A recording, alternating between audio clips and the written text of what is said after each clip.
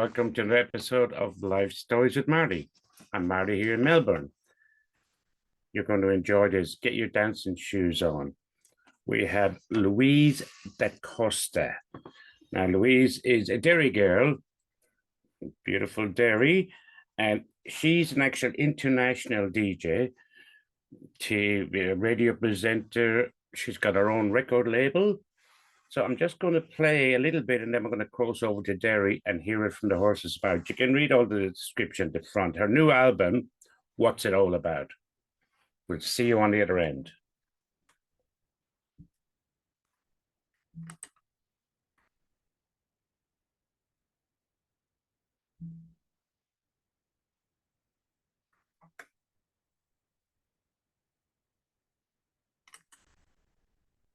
Using words, always seeking deeper meaning. But my thoughts were fear-based and obscured. Best friends within our desolation. As the floorboards I was pacing, I said, what's this all about?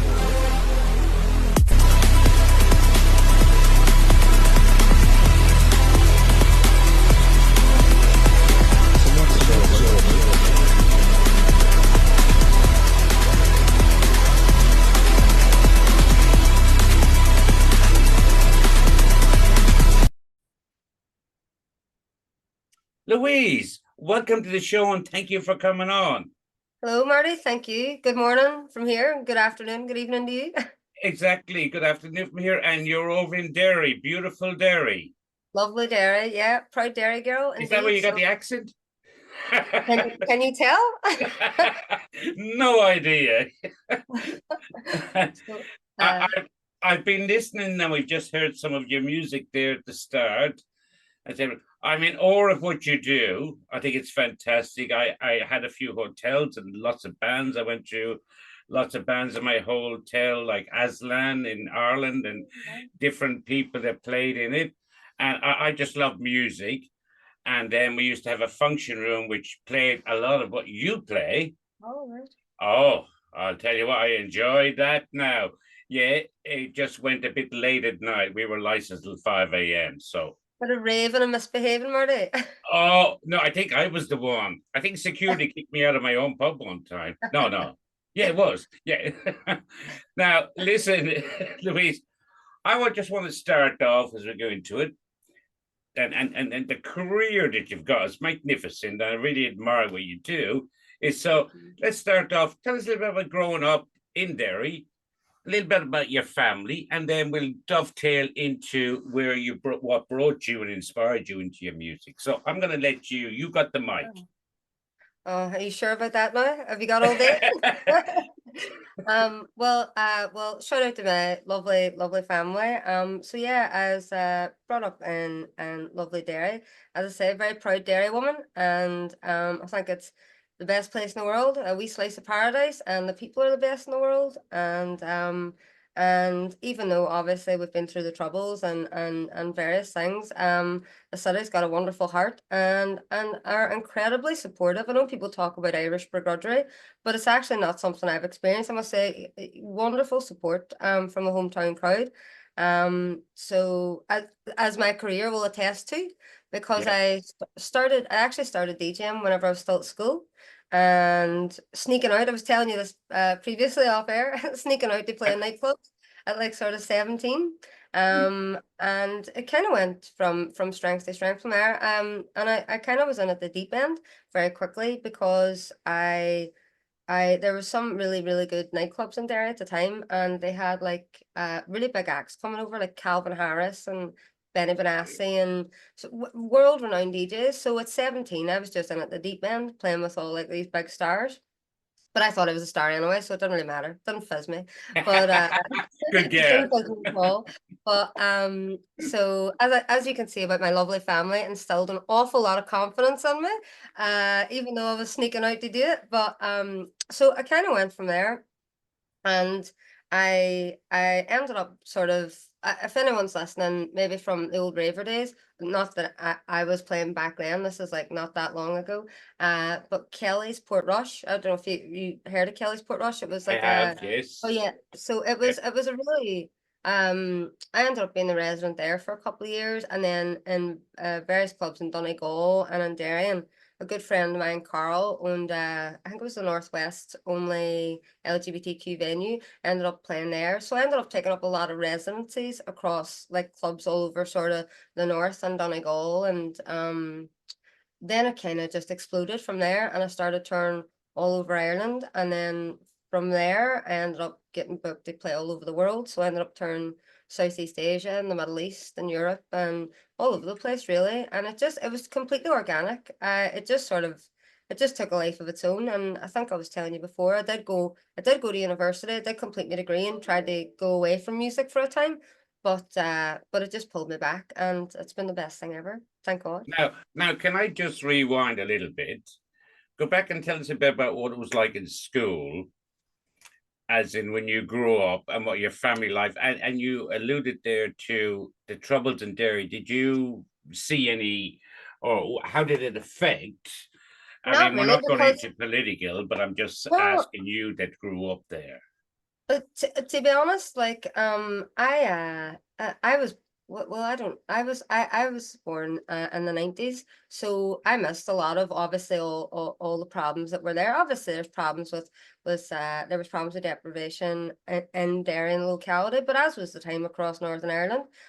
So I gotta say that I lived probably a sheltered existence comparatively, you know, and I had a wonderfully supportive family that pushed me into education, although I let them down so badly by running off to do music. Thanks for that, fam. So I actually went to the Foyle College, which is it's a terrible thing to say in Northern Ireland, but you know they've got like mixed schools. So I went to a mixed school. And you know, I was just brought up that everybody's equal, and I was never brought up with any hate in my heart or sectarianism for anybody, or any of that. You know, so you know, I was totally blessed in that in that way in my existence. So I went to Foyle, and oh, Marty, I've got one for you. Then, if you want, you want Yeah. something, I've got a gold medal in a sport, but you have to guess which sport. No, it's only a junior medal. I was a teenager, so When you were a teenager, I would say, was it hurling? no. Oh God, now you're really embarrassing me. It's Back a in solo sport. It's an individual sport. running. Well, do you know what? I wasn't a bad runner either, but I'll tell you, fencing. So I actually have a Oh wow. junior. So you better watch out. But a sword fighting. So little Zorro they call me. No. It's all But right. so you know I had a really great experience, and you know, I was brought up with people from all different backgrounds. You know, my family, my father's family is all from Derry, but my mother moved over from England. So so you know, I had a really like an interesting experience growing up, and you know, I just can't say enough about Derry. People used to always slag Derry off, but I just think it's the best place with the best people. I can't say I've anything. been to Derry. I love Derry. What's that? Ah. What song? Derry Girl, I think it's called. It just is it Derry Girl? Dairy Girls are the best, though. We do know this. And even Ah, for yeah, Lisa and they got McGee the did a show show, on you know, Derry Girls. Yeah, Dairy they give it Girls. to you straight. And Uh, so, who inspired you to do the music? Like what um, you do, and you haven't just done the music, as I said on the intro. You're amazing. well, Kate Bush. Kate Bush was a huge inspiration. Just to Okay, do yeah. anything. So I was just sort of flouncing around in a wee dress. No, I grew up in actually a very musical household. You know, my granddad was always playing music. My mum was always playing Ah, loads of music, but all kinds of music from. And then I must shout my big brother and my little brother, because they're just brilliant as well. Huge influences. But everyone listened to kind of different music. My granddad would listen to opera. You know, my mum would listen to sort of Kate Bush, Romantic Joe, and my brothers would listen to like my younger brother acoustic stuff, my older brother stuff like a Prodigy. So like I just had every kind of music growing up, and I yeah, did yeah. play a bit of violin and piano, and I just did a wee bit of everything, like, but only stuck at it for 5 minutes. That's why I've only got one fencing medal, because as soon as I won it, I just didn't care. I shot on. But yeah, so musical influence. I actually wasn't. I didn't set out to be a DJ or anything like that. I actually went to a club, and I was doing photography. You know, interested in all sorts of things from photography to art. You know, and I was just over there, and somebody else was DJing, a friend of mine, and they went off for a break and were like, if anything goes wrong, press that button. And I was like, sweet, I can do that. I can press the button. That's DJing in a nutshell. I can press the button. But so they went off and I pressed the button, and then it was like, do you DJ? And I was like, oh, sure, I do now. And it kind of went from there. So it literally just went from there. Wow. Yeah. Wow. And what was, I just want to know, because I can imagine you, I've listened to your stuff and I think it's brilliant. Thank you. Absolutely brilliant. And the way you're not just what you play, but you're an entertainer artist and you get the crowds going. That's what it's all about. Tell us the best gig you ever played, and then after that, tell me the worst one or something funny that happened. Funny stories, you'd be here all day. I honest to God. Well, the best gig, there's so many. Like I totally buzz off a crowd interaction. I don't just go and play songs. Like it's like I'm having as much fun as the crowd is, and if they're not having fun, I'm not having fun, you know. So it's all about crowd interaction. It's all about, you know, what is it like? You know, that communal feeling of enjoyment and like expression, and you know, it's an escape for people as well. So I enjoy that, and it's all about just having the crack. Like that's what we're all about. So every gig is like a great gig to me, because I make Are you different on stage than off stage, or do you switch absolutely. off? Yes, I You absolutely, go yeah, absolutely. and you're in a different Zoom. Absolutely, yeah. I know. I actually was down. I'll not name any names in some of these stories, okay? Yeah, But I that's was no, that's good.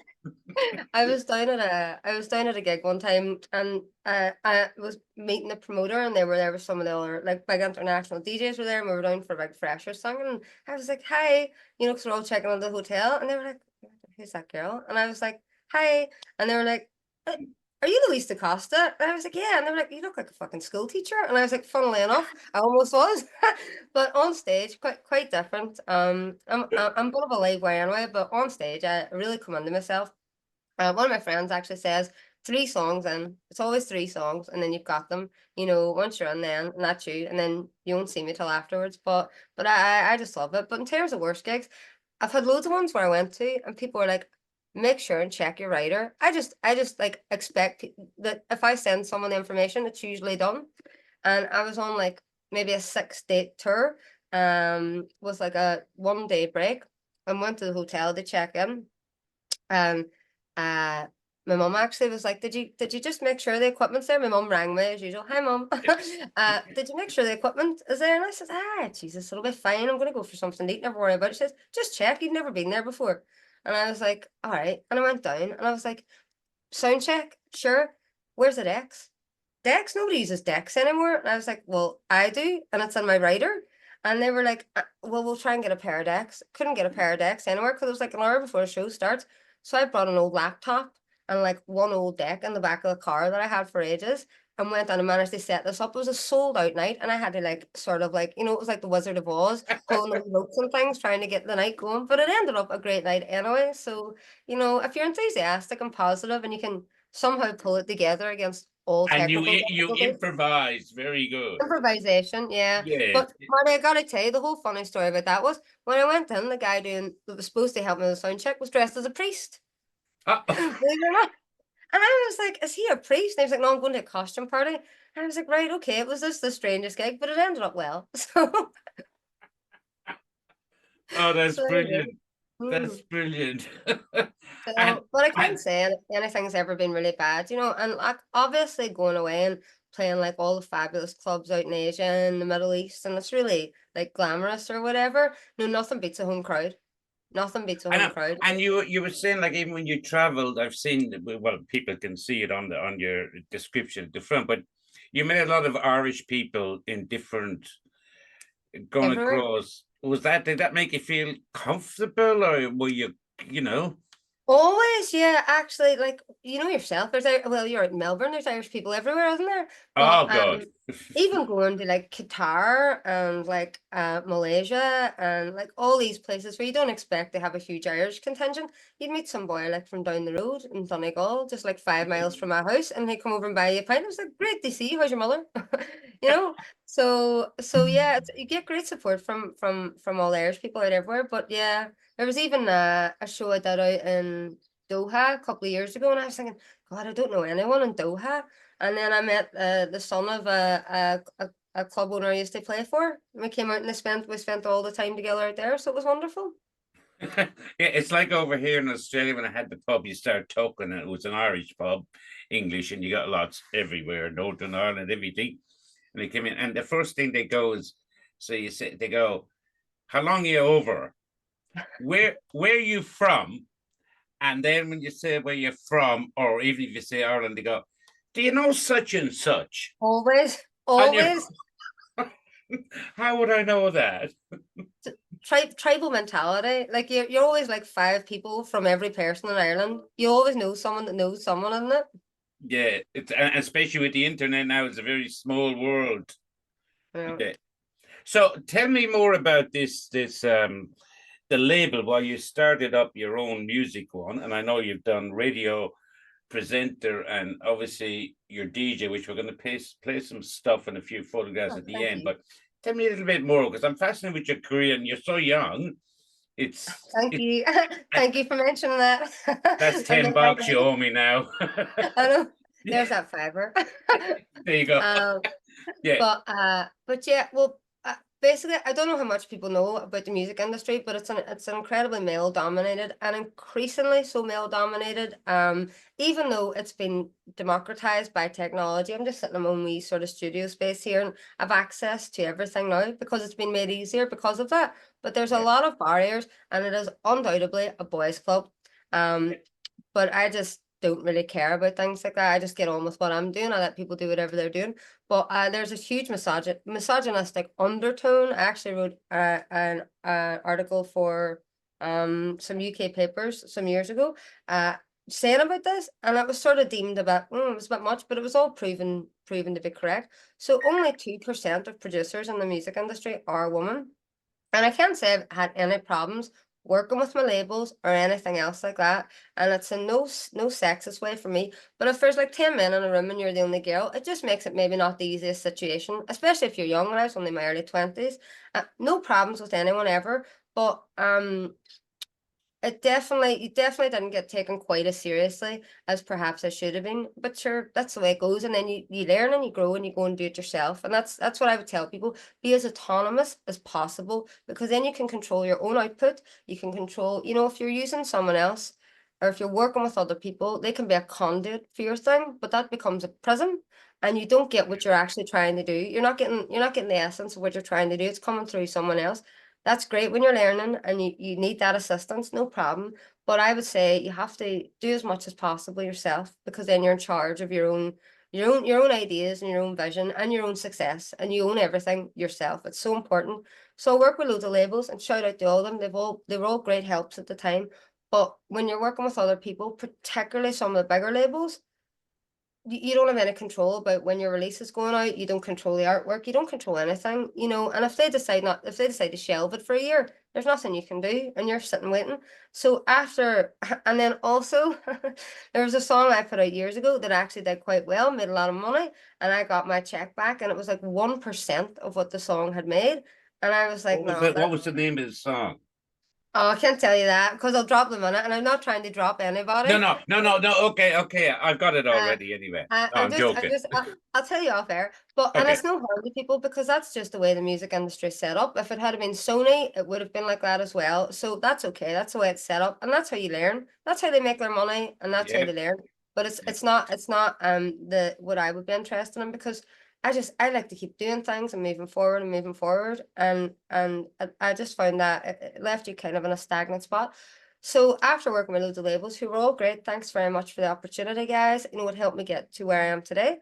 After working with loads of labels, then I just decided to set up my own label. And I was coming up Mm. with all these names, and I was like doing Irish language names and Latin names. Everyone's, no one's going to get that. Just call it DaCosta something. And I was like, all right, because everyone will know who it is then. But Yeah. so yeah, so I started DaCosta Records in 2019, just before the pandemic, and it just really took off. And then there's a lovely lady called Abby Oliveira who's based in Derry. Wonderful spoken word artist. She actually features on my new album. She's incredible. She's an incredible talent. She actually came to one of my classes because I teach digital music production as well. She Wow. came to one of my classes and had this really, really cool album to release, but it wasn't appropriate for a dance record label. It's like a band, like a really cool kind of band kind of sound indie. And I says, well, I'll just set up another label then, sure, and we'll just put it out on that. And so then came DaCosta Rocks, which I launched a year later. So the two labels, we have over 350 releases, I think maybe nearly 400 releases now across the two labels in the space of sort of 5 to 6 years. And we've got played on Radio 1, BBC Sounds, you know, featured in, I don't know, The Guardian, Trax magazine, features everywhere. The support's just been phenomenal. So it's going really, really well. But it was just taking that extra like little risk and jump to go and do it yourself. So, but it pays off. So I would tell anyone, do as much as you can yourself, because it means you're in control of what you're doing. I like what you're saying there, just you triggered in my head, because I obviously said no, a lot of people, yeah. It's easy for a man to do band, but when the fact that you do DJing, yeah, most people, and I've had hotels, I would be surprised, I never had to, a woman's coming in to DJ. Yeah. Was always the man. So I Oh, picked yeah, up of what course. you're putting down there, and that's Well, obviously give people, you a harder job to rise to where you are. absolutely. Well, people used to be like, where's the DJ? Where's the DJ? Now, bear in mind, it's like, 15 years ago. So like the landscape was quite different socially, and people would be like, where's the DJ? Where's the DJ? But I don't water off a duck's back to me. Do you know what I mean? I was telling you, I have an unbreakable brass necklace, so I don't really care. But it just, obviously when you were younger, maybe it dented you a little bit more, but I just kept doing what I was doing, and I was happy doing what I was doing. I love music. Like, I eat, sleep, and breathe music, and getting the opportunity to play music and hang out with my friends and play all my favorite music was just the best buzz ever. It still is the best buzz. I was going to So say, when do you get time to sleep? I You're that don't busy. I was looking at you. I would imagine, yeah, you probably lie with a pen beside the bed to come up with I ideas. actually do. Yeah, I mean, do too. my granddad was in yesterday, and I was just telling him about, it's much easier because he's 86 now. Hello, granddad, love you. But Yeah. I was just showing him my to-do list. So I said, I just do this every day. I do this in the nighttime. And he says, if I had to look at that, I wouldn't bother getting up. What, you're mad with a list like that? But I said, but it all gets done, so it's all cool. Oh, you were amazing. Cheers, Like, thank you. just, I mean, now, what's in the future for you? What's well, your plan? I was primarily like my income and everything I did prior to the COVID was 99% live. That's where I made all my money. That's where I toured all year round, and then I also ran and promoted events as well, and it was great, and it was extremely lucrative, and it was super, super fun. And like, shout out to everyone I worked with over that time. Yeah. Wonderful.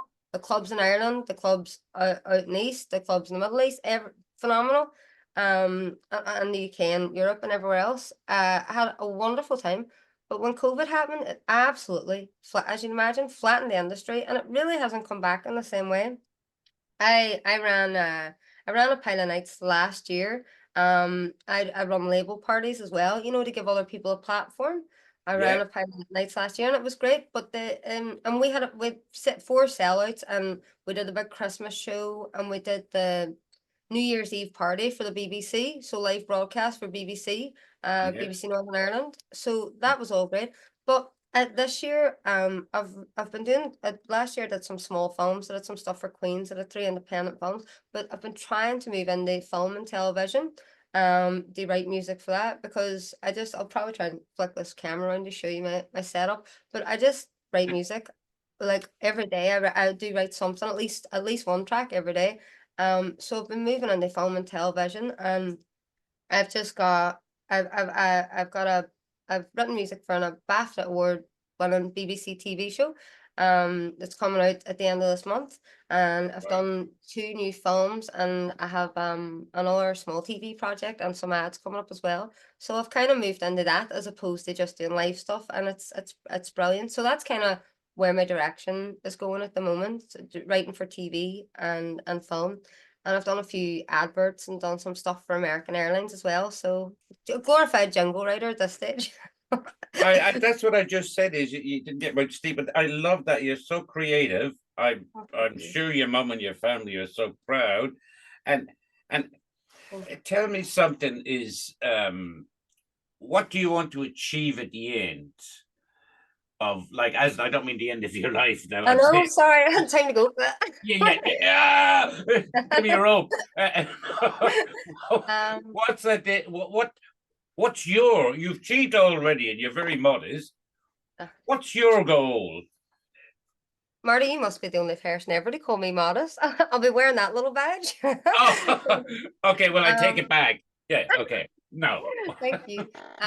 No, I would love to do more TV and film. I would love to. I really like to platform other artists I believe in, because I've just got an absolute. I'm sure you can tell, a well of confidence. I don't think twice about doing things. Even if I do, I'll just still go and do it, because what's the worst that happens? We're just here for a short bloody time. What the fuck? I love that. Yes. We're just, you know what I mean? We're here for 5 minutes, like, so make the most of it, enjoy yourself, and just and do what you gotta do, and be good to everyone, and so I like to platform more people. I'd like to I'll do more TV and adverts, just because it's a good revenue stream. It's great for raising the profile label. But in terms of things, see, as long as the people around me that are well and are happy, that's nothing else matters. That's it really for me. This is all great, and it's great for me and great for my silly wee ego, and it's great to keep me busy. But at the end of the day, that's all that matters, is the people you love. You're just walking each other home. So that's it to me, really. Well, I would imagine, Louise, and forgive me for predicting, but it's not predicting, but assuming, but I reckon you went into this for passion, not money. Money always follows passion. And I can tell, and I've looked at a lot of your stuff over the last few days. Yeah.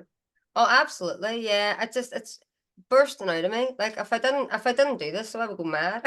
So, I'm really big into exercise. I'm really big into music. I'm into loads of things, and it just, it just keeps you busy in a really healthy way. Like, don't get me wrong, I like my wine, and I like the party too, but at the minute I'm just very busy. Yeah, no, but I know what you mean, and that's such good advice as well. And I do find, because I love dancing. I go to functions, and went to one recently with my friend that passed away, and he goes, there was like 50 women in there from 19 to 72. And he goes, you dance with everyone. And I said, gee, and he goes, even my wife, and you probably broke her hip. And I even dance with the guys. I couldn't care less. I dance. I just love music. Full stop. Love it. I love music. I feel music. That's why I love the club. You can literally feel the music. It's so good. It's so cathartic. Yeah. It's soothing, and it just takes you away from everything else when you're doing it. You said about earlier playing the violin. My granddad used to play the violin, and my mum used to sing. Oh, lovely. No TV. It was beautiful. Oh, that's beautiful.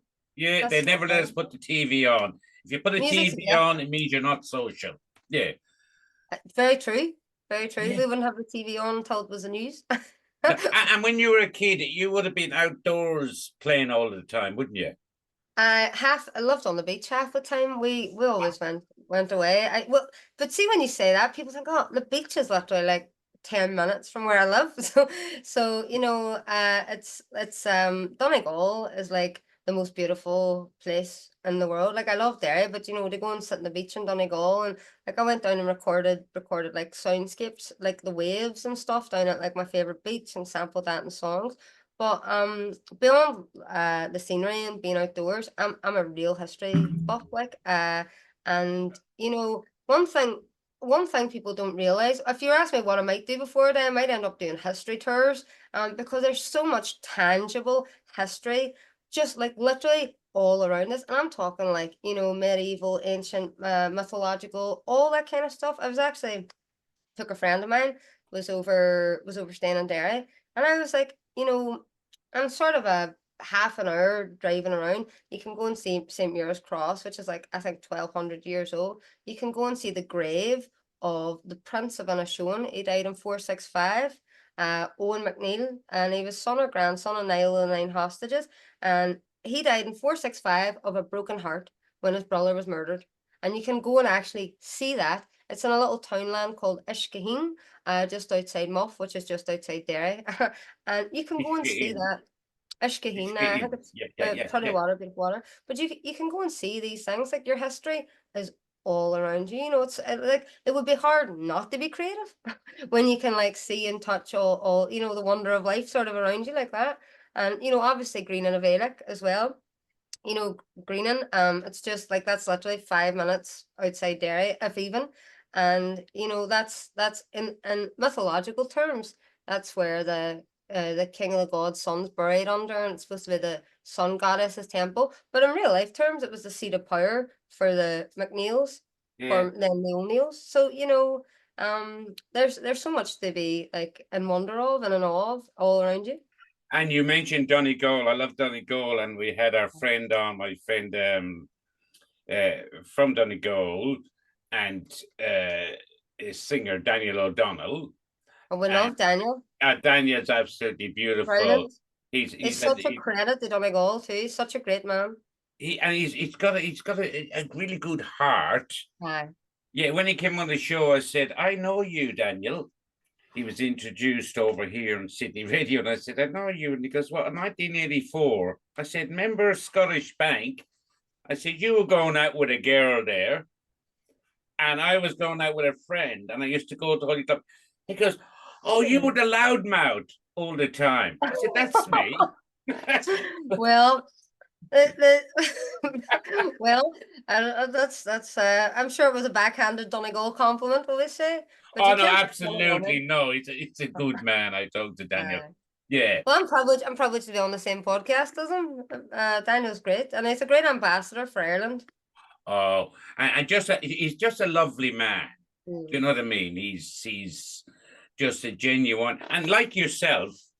And the accent is getting me away. And I know my listeners are going to be listening to this. They're going to go, your mum will be going, I told you to talk slow again, didn't I? But, sorry for everyone listening. My Derry accent gets worse. Don't you dare do that. Now, listen, we're going to finish up shortly, but I want to know a little bit more now. Tell us what you've got. And I know you've got an album coming out or out. Ad Astra, the new album's out at the moment. See, before I jump onto that, I must tell you, you were saying about a worst gig, and I must tell you about how good Donegal men are, right? Yeah, go for it. We got plenty of time. No, the gig was good, but the severe car accident after was bloody terrible. I was on a couple of bad smashes after gigs, right? But do you know the Glenshane Pass between it's like, I call it the big wall between Derry and Belfast. The Glenshane Pass, it was coming back up that way after a gig. And for some reason, it was all icy up there.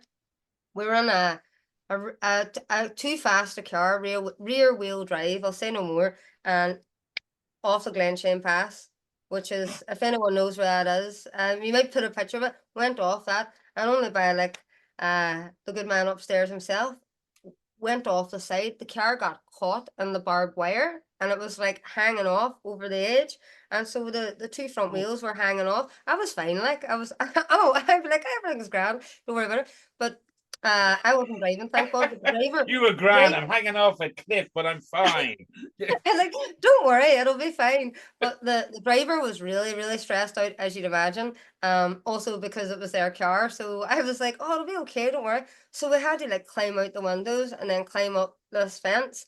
And it was like snowing. It was, I don't know, 4:30 or something in the morning. It was stupid late.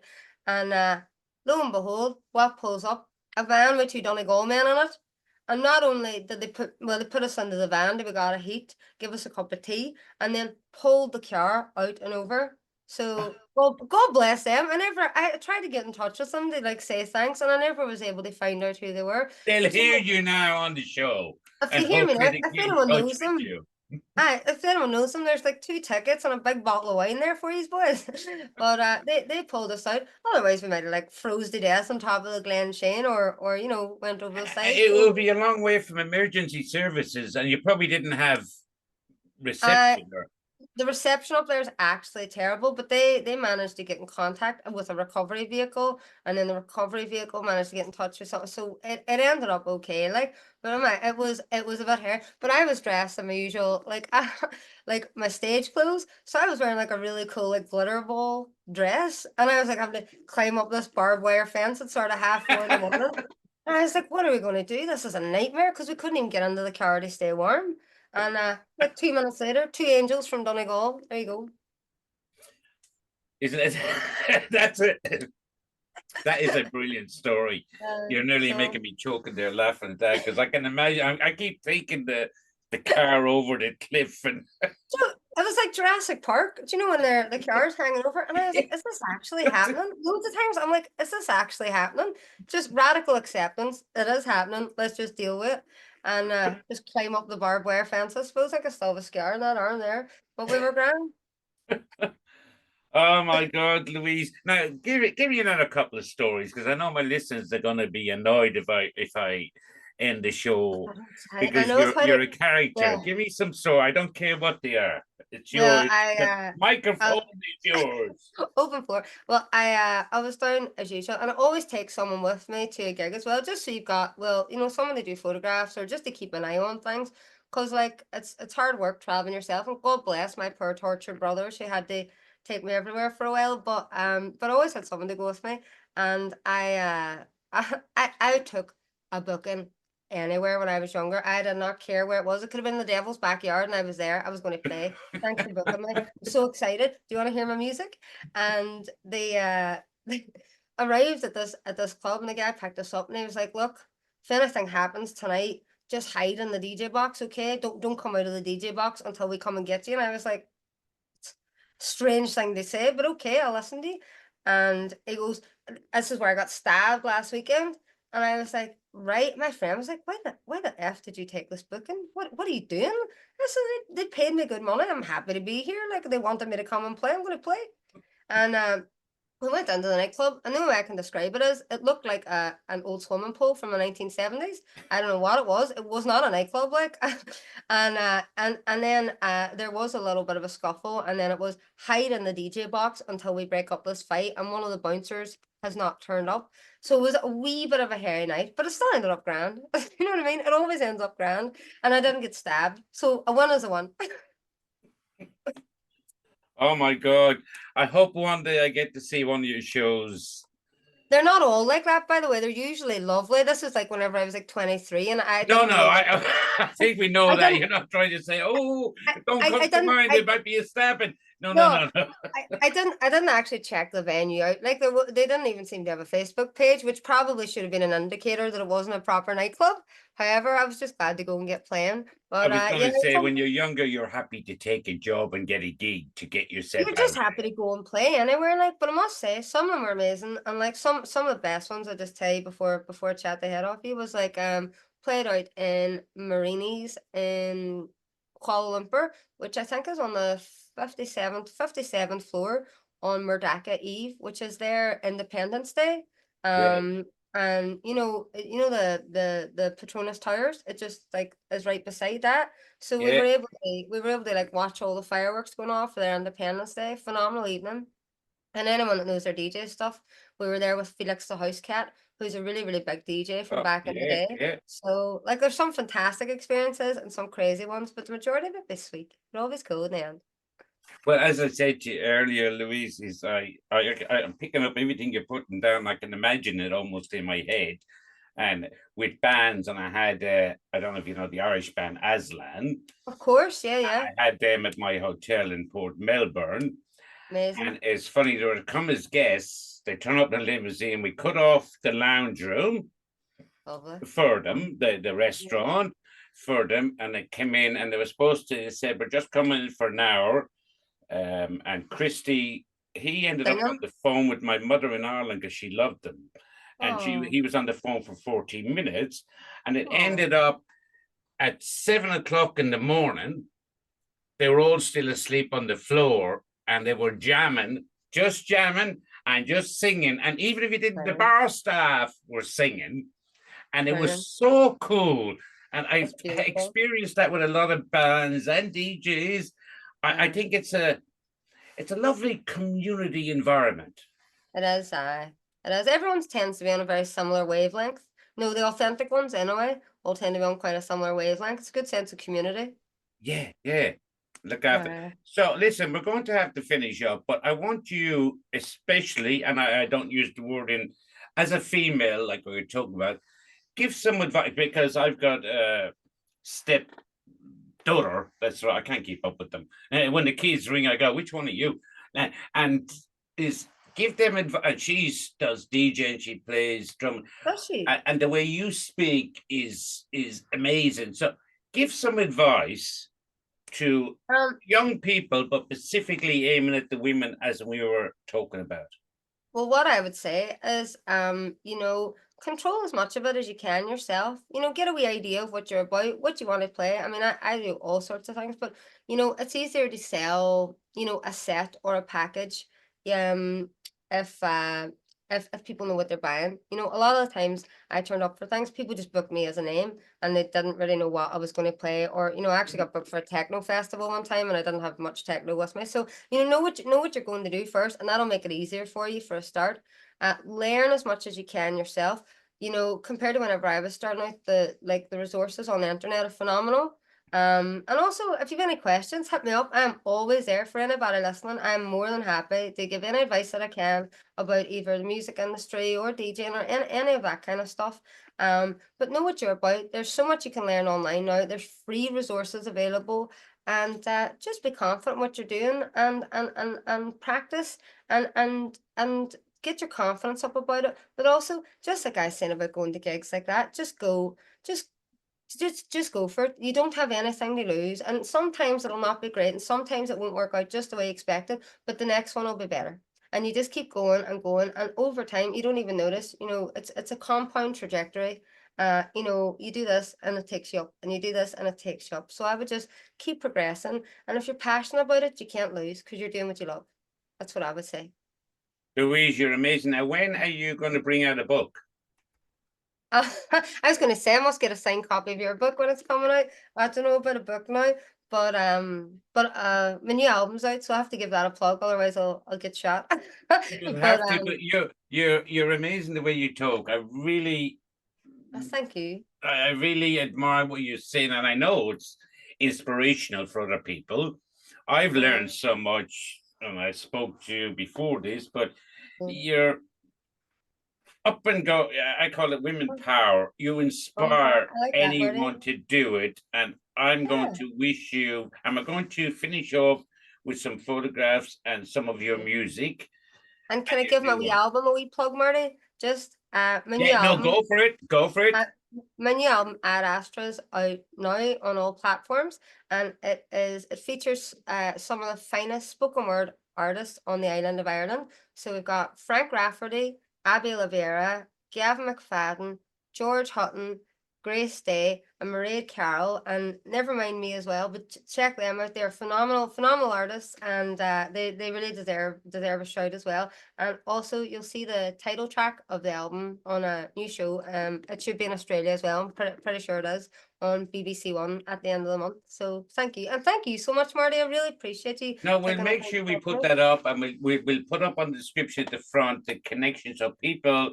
Our listeners in Australia and here and all over the world can contact and go direct and listen to your music. And we're also accepting demos to our record label as well, but to both labels. So they're open for demos. So the email is DaCostaDemos@gmail.com. So if anyone wants to reach out, and as well, if your daughters or anybody listening wants to reach out for any advice, I'm more than happy to help. You know, and as I would say, you've only got one. You know, we're only here for a really short time. Go and enjoy it. Go and do it. You know what I mean?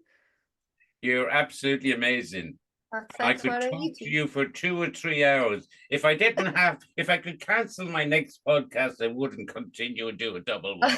But that would be a bit rude of me. You're probably sick of listening to me now already. Oh, no. That's what people say about me. No. Listen, honestly, Louise, just amazing. I mean that sincerely. And we're going to put up your contacts, and I want our listeners, and I thank our listeners here in Australia, New Zealand, and all over the world. and to follow Louise. You can contact everything. And at the end of the show, after this, we're just going to stay on. You can listen to some more music. And believe me, you will enjoy this. And the video podcast will be out, but also the audio. And listen to hers, this podcast, with her music in your car, on the plane, going for a jog, and Marty. just enjoy it. And can I just give a shout out to my wee niece who is living in Melbourne at the moment? Oh, you did say, yeah, no, shout out, Yeah. what's her name? Aria. So hello, Aria, from your Aria. Auntie Louise. Lots of love. And Aria, she shouts out, and you are very lucky. She is an amazing woman. I'm the lucky one. She's a darling. So thank you so much, Marty. You're a gentleman. Absolute pleasure. Thank you. And we'll hopefully we'll come back later or another year, and I'm sure you'll be on, or we'll be watching you on the TV on some shows, and because I don't think there's any stopping you, and that's my opinion. I think my listeners, when they get off, would agree with that. Your ambitions are as high as you want to make them.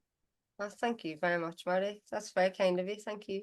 Please have a lovely evening, and thank you to our listeners, and watch this on Life Stories on our main channel, moralinjuryinternational.com. Just follow the links to YouTube, and you can listen to the video and the audio podcast, and we'll see you on the next episode.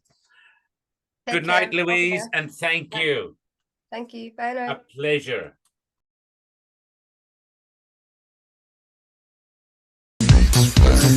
Black hole, black field, because the fire fuel